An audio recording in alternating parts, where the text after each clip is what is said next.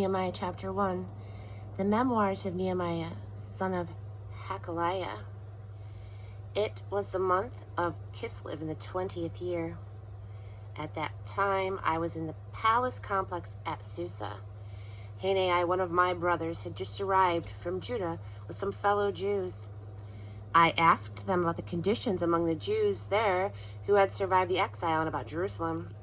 They told me, the exile survivors who are left there in the province are in bad shape. Conditions are appalling. The wall of Jerusalem is still rubble. The city gates are still cinders.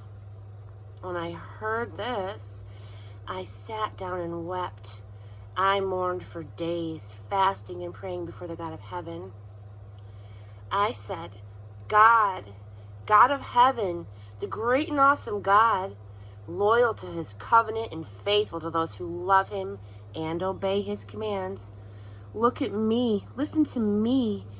Pay attention to this prayer of your servant that I am praying day and night in intercession for your servants, the people of Israel, confessing the sins of the people of Israel.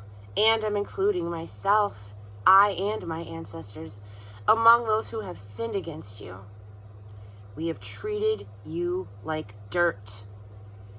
We haven't done what you've told us. We haven't followed your commands. We haven't respected the decisions that you gave to Moses, your servant.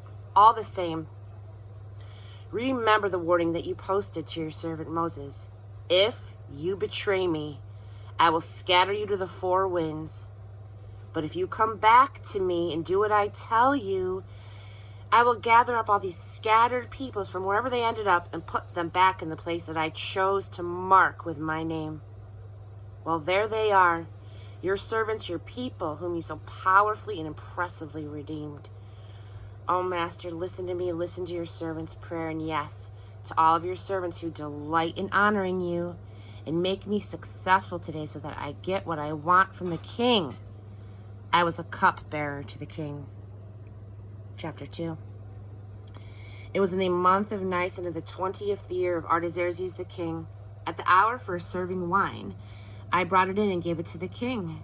I had never been hangdog in his presence before, so he asked me, why the long face? You're not sick, are you, or are you depressed? That made me all the more agitated.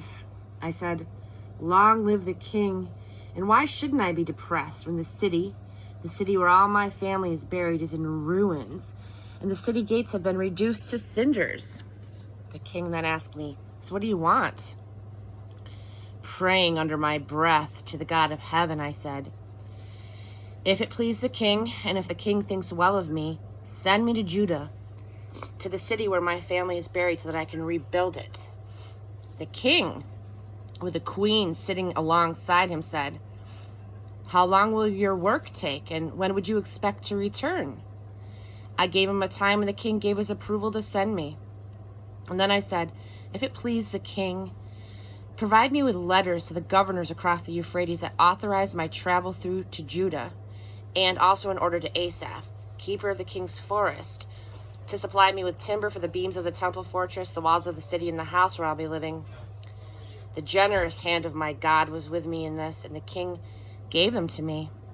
When I met the governors across the river of the Euphrates, I showed them the king's letters. The king even sent along a cavalry escort.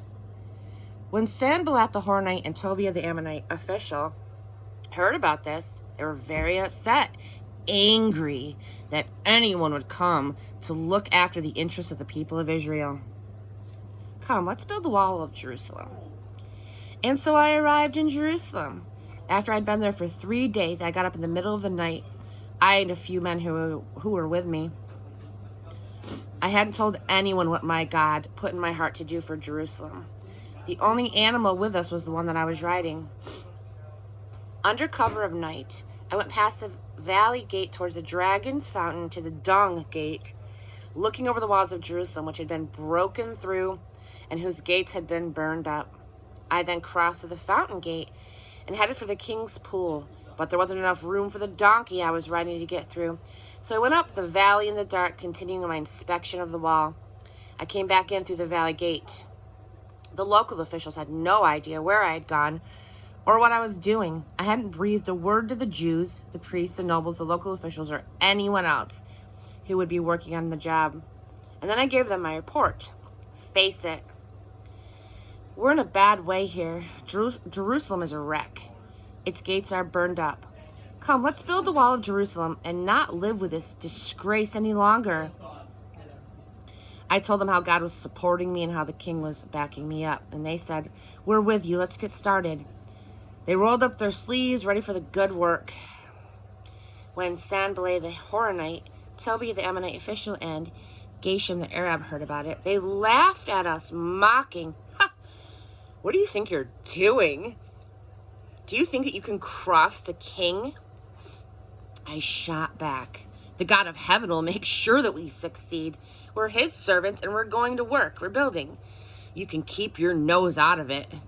You get no say in this. Jerusalem is none of your business.